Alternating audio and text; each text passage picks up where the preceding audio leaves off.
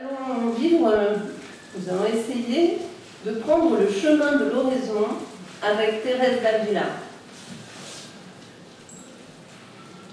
Celui qui n'aurait pas encore commencé à faire oraison, je le supplie, pour l'amour de Dieu, de ne pas se priver d'un si grand bien.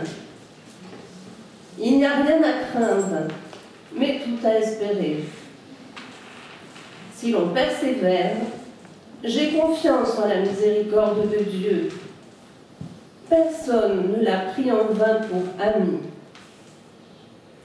Or, l'oraison n'est à mon avis qu'un commerce intime d'amitié, où l'on s'entretient souvent, seul à seul, avec ce Dieu dont on se sait aimer. Cette parole que Thérèse nous adresse nous concerne aujourd'hui. Avec Thérèse d'Avila, docteur de l'Église, mère des spirituels, nous allons nous laisser entraîner sur le chemin de l'oraison. C'est pourquoi je ne parlerai pas seulement de l'oraison, mais aussi de la vie de Sainte Thérèse, à travers laquelle se manifeste le chemin d'alliance que Jésus veut faire avec chacun de nous. Et à travers sa vie, on voit l'œuvre de Dieu. Le but de ce chemin est d'être transformé en lui par l'union d'amour. Comment? Par le moyen d'une vie de relation intime avec le Christ, de la livraison à sa grâce et de l'exercice des vertus théologales, des vertus humaines. Et pourquoi faire oraison? Pour que notre vie soit remplie de la charité du Christ et qu'alors elle soit entièrement féconde pour l'Église et pour le monde. Je vais vous présenter premièrement Thérèse et le milieu dans lequel elle a vécu, l'Espagne de son temps. Ensuite, je parlerai de sa vie, que l'oraison va bouleverser et transfigurer, de cette amitié avec le Christ et du désir uni au sien de sauver les âmes. Enfin, une troisième partie nous introduira à la pratique de l'oraison et nous ferons un temps d'oraison. Alors, Thérèse et son temps. Thérèse a vu le jour le 28 mars 1515 à Avila, petite ville importante à l'époque, grâce au commerce de la laine avec les Flandres. Née du deuxième mariage de son père, elle grandit dans une fratrie de 12 enfants. Elle entre au ciel le 15 octobre 1582. Son grand-père paternel était un Pontaxos, un juif converti, un bon commerçant de Tolède. Elle héritera de lui le sens des affaires. Cela lui servira pour ses fondations. Ses parents étaient de bons chrétiens. À la maison, on aimait les livres. Les bons livres, comme les romans de chevalerie, étaient accessibles. Thérèse ne s'en privera pas. Elle naît donc dans un empire sur lequel le soleil ne se couche jamais. De l'Asie aux Amériques, en passant par l'Europe, l'Espagne gère et gouverne. À cette époque, en Europe, l'Église vit de grands bouleversements. La réforme protestante, la contre-réforme du Concile de Trente. L'Espagne, elle, avec ses rois et ses saints, n'a pas attendu le Concile pour réformer l'Église, et les couvents en particulier. En effet, dans les décennies précédentes, à cause des guerres et des graves épidémies de peste, les santé s'étaient affaiblies et on avait allégé la règle dans les couvents. Plusieurs générations après, à l'époque de Thérèse d'Avila, un vent de retour à la règle primitive surgit dans la plupart des grands ordres, et Thérèse va jouer un rôle important dans la vie religieuse et spirituelle de son temps. En 1450, Gutenberg avait inventé l'imprimerie et les livres en langue vernaculaire se diffusent en grand nombre, dont la Bible. Également, en ce temps de renouveau dans la foi, de nombreux livres sur la spiritualité du recueillement sont diffusés et beaucoup lus. Cela va jouer dans la vie de Thérèse. C'est grâce à un de ses livres, le 3e abécédaire du franciscain Osuna, qu'elle découvre l'oraison. Non seulement elle va découvrir la spiritualité du recueillement, mais Dieu va permettre qu'elle l'amène à son achèvement. Le Château de l'âme ou le Livre des demeures, son dernier livre et son chef-d'œuvre, fera d'elle un docteur de l'Église. Le XVIe siècle, c'est le grand siècle d'or espagnol. C'est l'époque dite de la Renaissance, le siècle de l'humanisme. L'homme se penche sur l'homme. Thérèse hérite de ce monde-là. Elle ne va pas théoriser sur Dieu, mais suite à son expérience, elle va décrire ce qu'il veut faire et faire dans la personne qui se livre à lui par amour.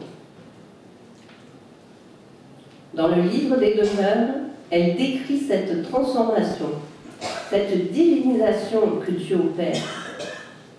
Ainsi, devenue un autre Christ, la personne est totalement mue de l'intérieur par la charité, par l'Esprit Saint, pour une fécondité d'Église.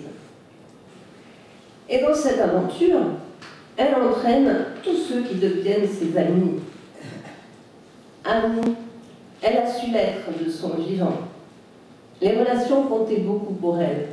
Relation à Dieu, relation aux autres. Au ciel, elle continue encore. À travers ses écrits, le lecteur se sent interpellé. En même temps qu'elle s'adresse à Dieu, elle l'entraîne dans sa prière. Ainsi, elle nous parle, elle touche notre cœur, elle nous fait avancer sur le chemin de l'amitié avec le Christ. Par ses prières spontanées au fil des pages, Thérèse nous fait entrer dans sa relation à lui, toute simple, émerveillée, amoureuse.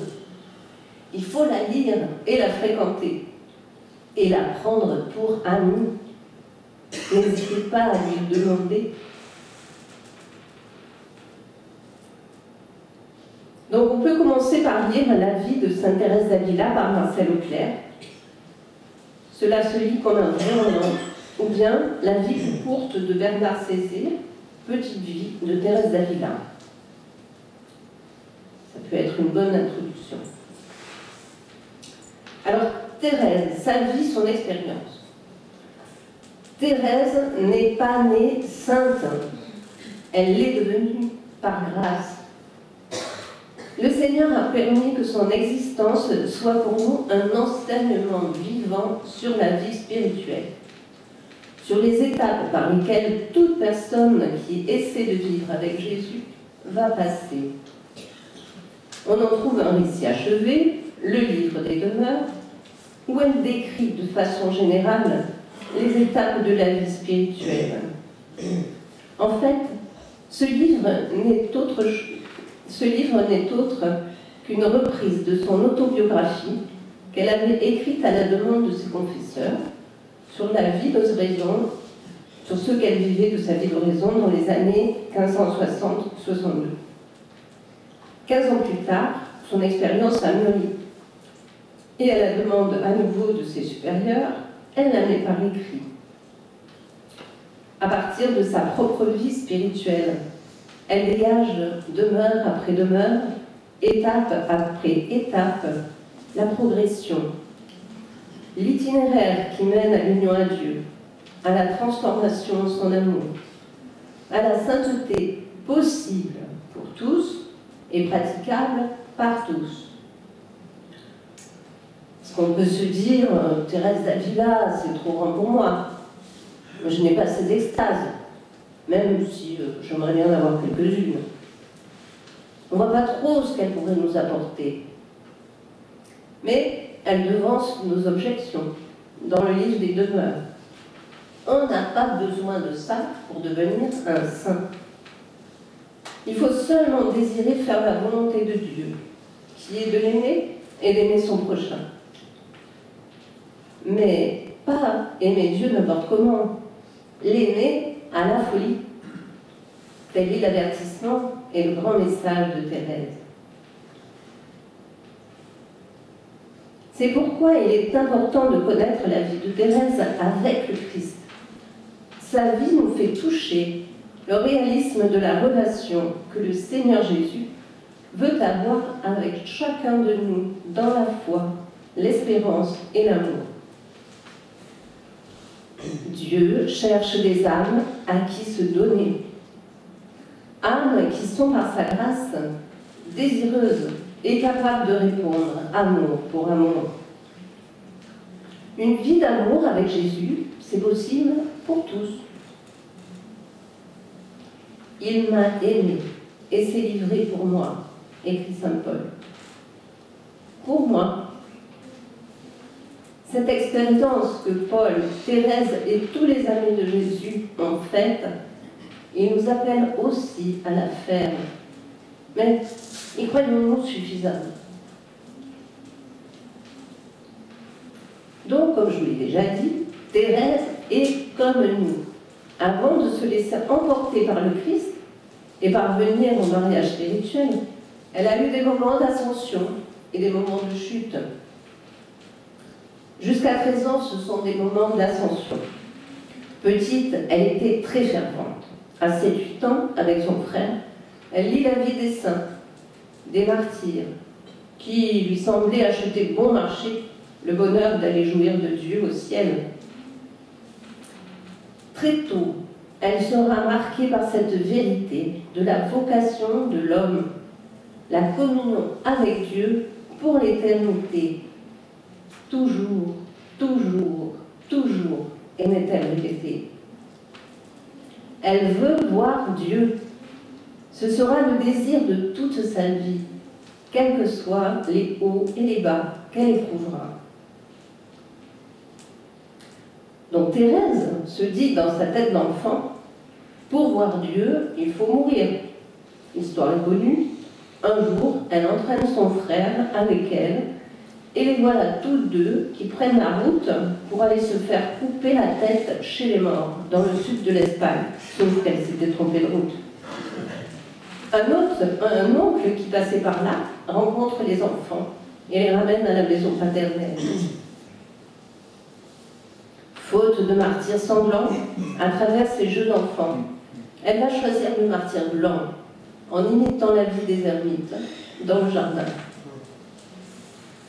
Mais la vie s'assombrit quand, à 13 ans, elle perd sa mère. Elle choisit alors la Vierge Marie pour maman. Avec l'adolescence, une maman absente, elle vit une période très difficile. Une parente a une mauvaise influence sur elle. Elle ne pense qu'à plaire, en particulier à ses cousins, qu'il aime bien. Bref, voyant cela, à 15 ans, son père l'a confiée à des religieuses pour faire son éducation. Au bout d'un certain temps, aidée par une sainte religieuse, elle se rapproche de Dieu. Pour des motivations apparemment plus de salut, sauver son âme, que d'amour, elle entre au couvent de l'Incarnation. Elle a 21 ans. Son noviciat est fervent. Elle use d'une volonté peu commune pour se convertir à la force du poignet. Mais voilà qu'elle tombe malade. Durant sa maladie, elle visite son oncle, qui lui passe un livre sur la spiritualité du recueillement, le 3e abécédaire. Grâce à ce livre écrit en castillan, elle découvre l'oraison et immédiatement, elle met en pratique tout ce qu'elle lit. Et le Seigneur bouleverse sa vie. Il lui donne des grâces d'oraison et lui accorde la grâce de grandir dans certaines vertus, comme la patience dans la maladie, la souffrance physique, ne jamais dire du mal du prochain. La découverte de l'oraison marque sa vie tout entière, comme elle l'écrit dans son autobiographie. Avant cet événement, C'était la vie de Thérèse qui était décrite. Maintenant, c'est la vie de Dieu qui désormais s'accomplit en Thérèse qu'elle décrit.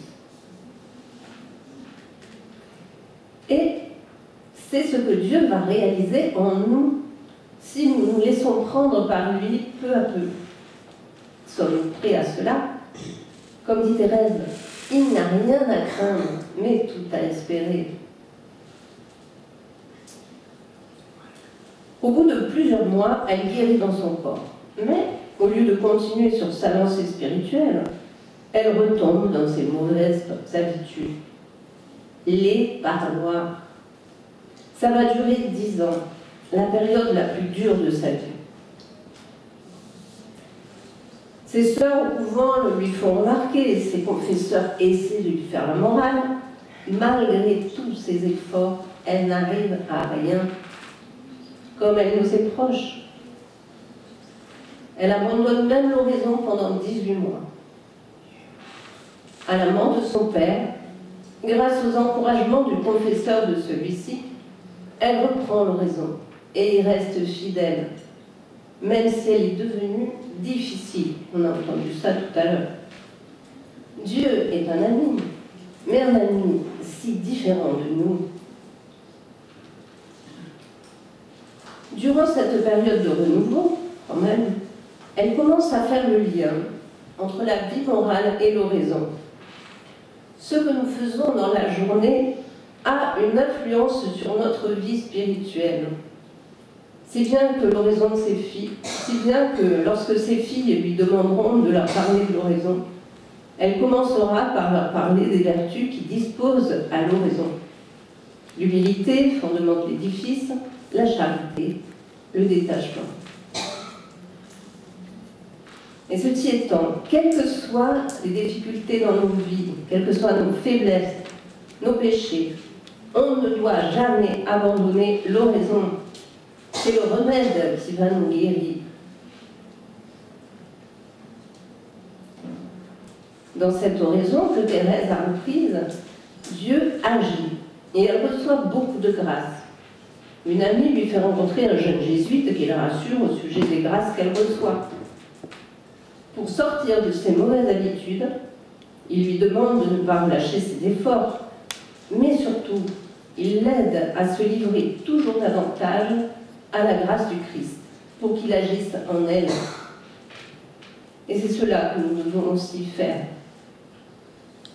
Un jour, devant la statue d'un Christ très blessé, elle s'effondre et le supplie de ne pas permettre qu'elle se relève, encore enchaînée à ses mauvaises habitudes. Et le Seigneur l'exauce.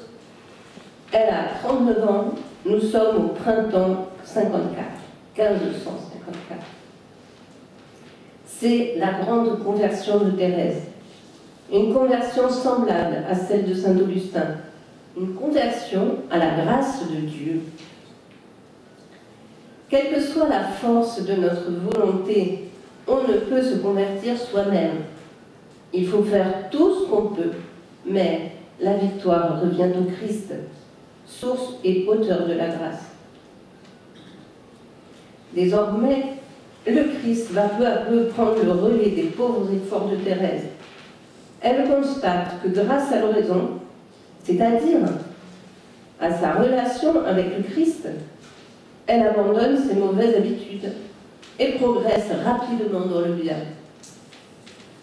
Elle ne reviendra plus en arrière. 3 ou 4 ans plus tard, nouveau bouleversement dans la vie de Thérèse. Durant l'oraison, elle voit la place que les démons lui ont préparée en enfer. Ici, dit-elle, l'âme s'autodétruit. Ce qu'il y a de plus affreux, c'est le feu intérieur et le désespoir de l'âme. Elle comprend de quel abîme de la miséricorde de Dieu l'a tirée. Elle est remplie de compassion pour les âmes et elle veut aider le Seigneur dans son œuvre de salut. Elle est aussi bouleversée par les guerres de religion en France, les Indiens d'Amérique qui ignorent le Christ. Tout ça, Avec tout ça, elle prend la résolution de vivre sa règle le plus parfaitement possible. Le projet de faire une fondation voit le jour. Elle réunit quelques sœurs désireuses de consoler Jésus, de mettre en pratique les conseils évangéliques avec ferveur et de vivre tout dans la foi, l'espérance, la charité, vertu théologale qui ouvre le cœur à la grâce, et pour prier pour tous les hommes à toutes les intentions de l'Église et du monde.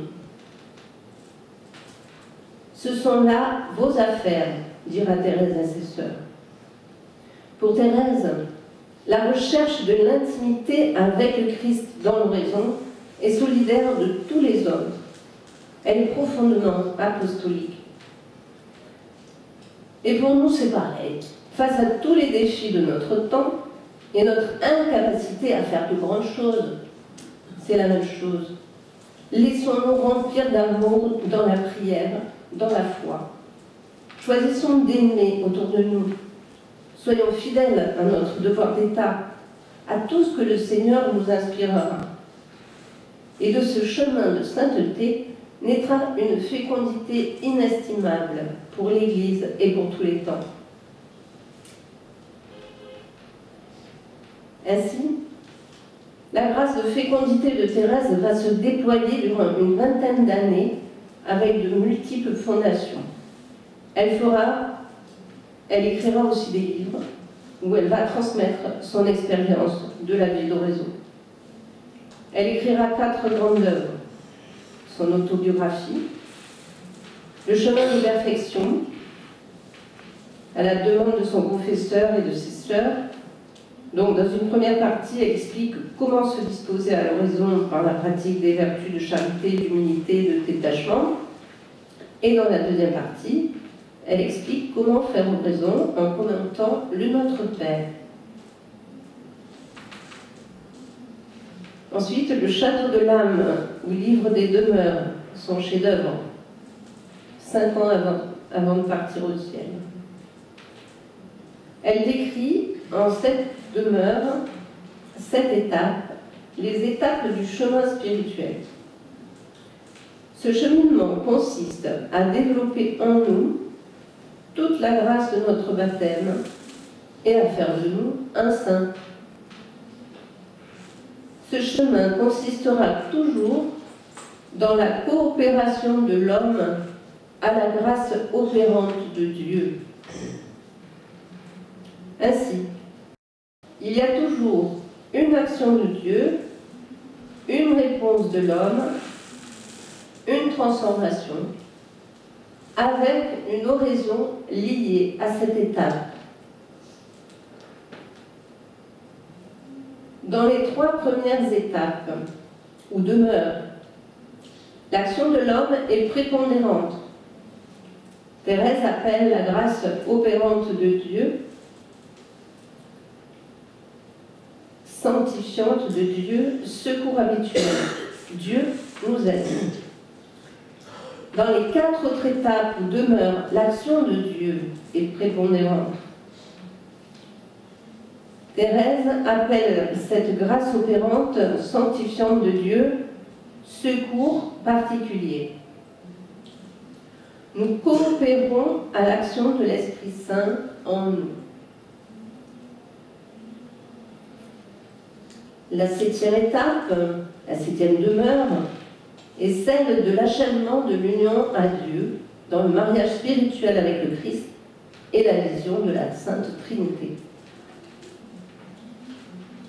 Enfin, elle écrit le livre des fondations sur une durée de 9 ans, les dernières de sa vie. Il contient des parties narratives, mais aussi des conseils pour l'oraison, ou des portraits édifiants de prêtres, de religieux ou religieuses, de laïcs, qui l'aideront dans ses fondations. C'est le livre de la famille du Carmel thérésien. Donc vous pourrez trouver ces œuvres complètes aux éditions du Cerf. La meilleure traduction pour le moment, c'est la traduction des Carmélites de Paris. Mais les pères Carmes devraient produire une nouvelle traduction d'ici 1 ou 2 ans. Voilà. Et nous allons entrer un peu plus précisément dans l'oraison. Donc Dieu cherche des cœurs auxquels se donner. Et comme le disait un père Carme, c'est en priant qu'on apprend à prier. Alors il faut s'y mettre. Avant toute chose, remettons-nous à Jésus. Il est le maître de la prière. Et c'est dans sa prière qu'on rentre. Confions-nous aussi à Marie, le modèle de l'union à Dieu. Alors, dans la vie en général, de façon pratique, quand vous êtes chez vous, aménagez un lieu, un petit coin prière où vous êtes bien, pour vous retirer, comme on disait dans l'Évangile le jour des cendres. De préférence, mais c'est pas obligé, choisir un moment fixe dans la journée.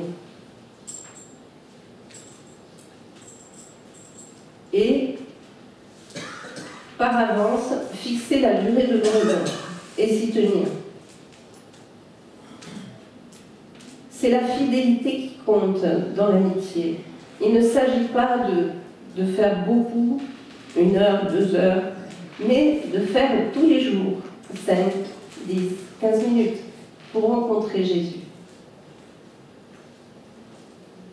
Ensuite, nous dit Thérèse, il faut avoir une détermination bien déterminée. Thérèse Benoît nous a bien entraînés à ne pas nous arrêter jusqu'à ce qu'on soit parvenu aux sources vives de son amour. Si nous nous donnons à Jésus, il se donnera à nous. N'ayons pas peur de nous laisser bouleverser par lui, intérieurement ou peut-être même aussi extérieurement. Notre vie n'en sera que plus rayonnante. Elle sera toujours plus pleine et toujours plus donnée. Rappelons-nous Thérèse. Ici, il n'y a rien à craindre, mais tout à espérer. Alors, où rencontrer ce Jésus qui veut se donner à nous? Car c'est par lui que nous allons au Père. Tout d'abord, dans les sacrements, où il se donne tout entier à nous. En particulier, dans l'Eucharistie, qui est le sommet. Là, il se donne à nous avec son corps, son âme, sa sainte humanité, sa divinité. Jésus nous dit dans l'Évangile, « Qui mange ma chair et boit mon sang, demeure en moi, et moi en lui. » L'Eucharistie est la source de toute prière. Et l'oraison que l'on pourra vivre en est en quelque sorte l'action de grâce continuée, la communion d'amour actualisée. Nous pouvons rencontrer Jésus à travers les vérités de la foi, méditer et contempler dans la prière. Le credo, le catéchisme sont des trésors pour nourrir notre vie de prière. À travers la parole de Dieu, la parole de Dieu, c'est vraiment lui, personnellement, qui nous parle. Sa parole nous éclaire, nous transfigure, nous met en vis-à-vis, en dialogue avec lui. Où rencontrer Dieu encore? En nous-mêmes. Jésus nous dit dans l'évangile de Saint Jean, « Si quelqu'un m'aime, il gardera ma parole. Mon Père l'aimera. Nous viendrons vers lui et nous ferons une demeure chez lui. » C'est l'inhabitation trinitaire. Dieu habite en nous. Une grâce qui nous est donnée sans cesse, qui grandit sans cesse, d'Eucharistie en Eucharistie, de prière en prière, de charité en charité. Cette présence de Dieu nous éclaire, elle nous donne de nous connaître à la lumière de Dieu. De connaître certes notre misère et notre péché, mais surtout la grandeur de notre âme, de reconnaître notre dignité d'enfant de Dieu et de toute personne humaine. Pour Thérèse d'Avila, notre âme est faite à l'image et à la ressemblance de Dieu qui nous a créés.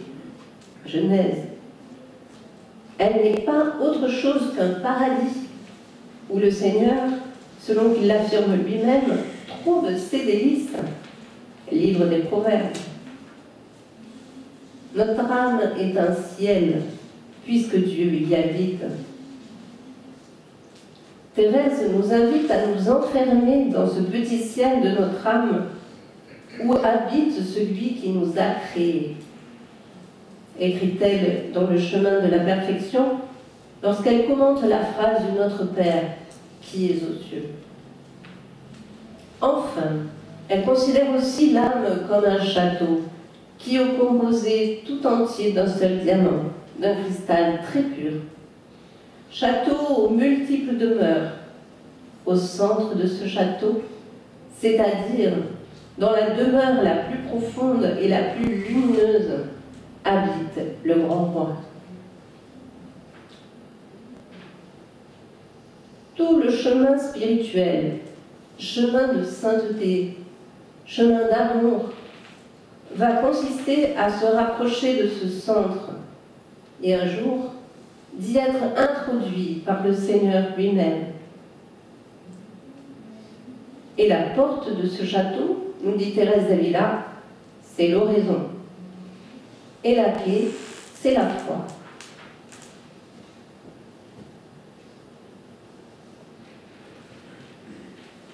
Donc, comme nous l'avons dit en introduction, l'oraison pour Thérèse d'Avila, c'est un commerce intime d'amitié où l'on s'entretient souvent seul à seul avec ce Dieu dont on se sait aimé.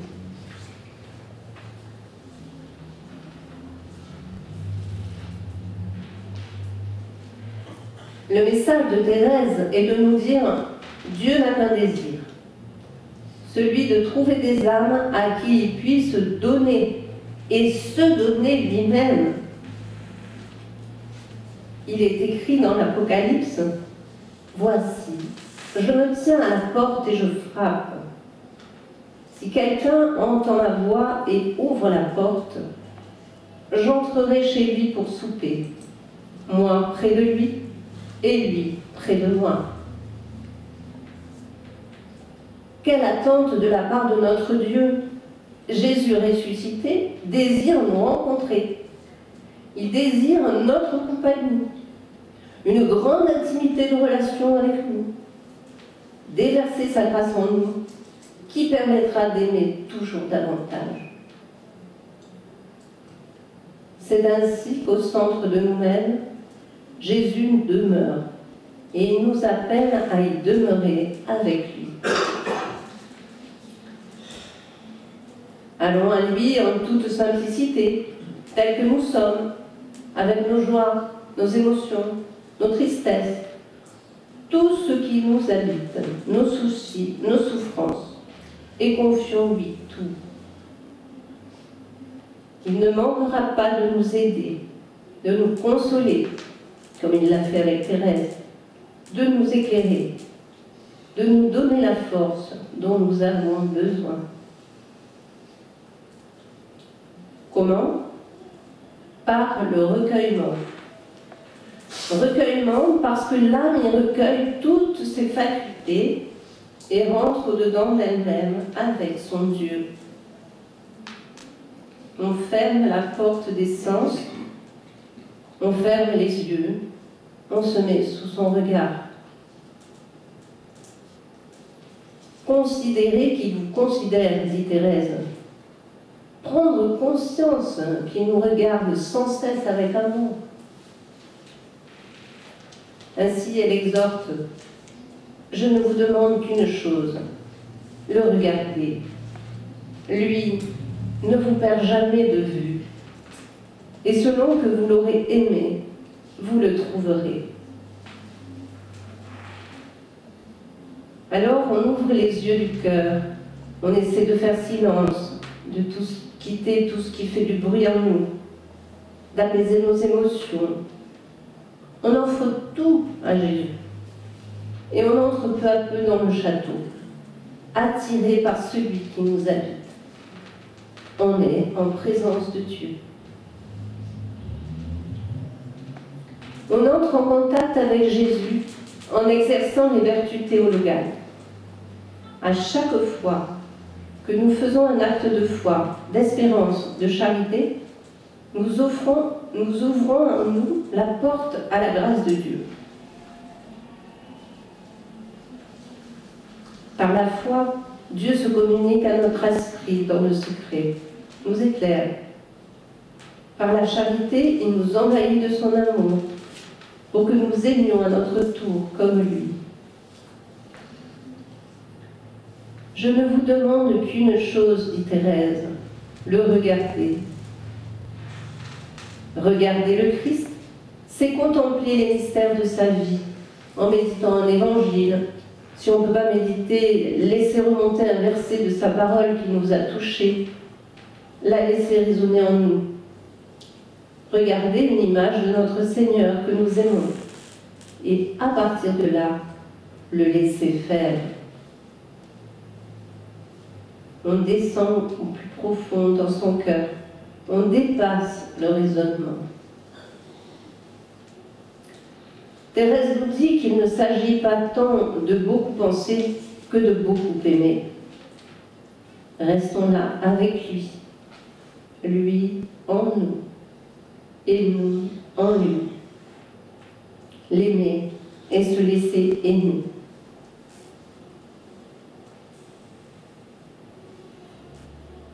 L'oraison est un temps gratuit que nous offrons à Dieu. C'est un temps précieux pour lui, pour nous et pour le salut des âmes. Si nous avons des distractions littéraires, c'est sans importance. Offrons-les lui. On peut expérimenter la sécheresse, mais notre persévérance à demeurer avec lui sera une preuve d'amour que nous pourrons lui offrir. Notre persévérance ne sera jamais déçue. Thérèse dit même s'il paye tard, il paye bien.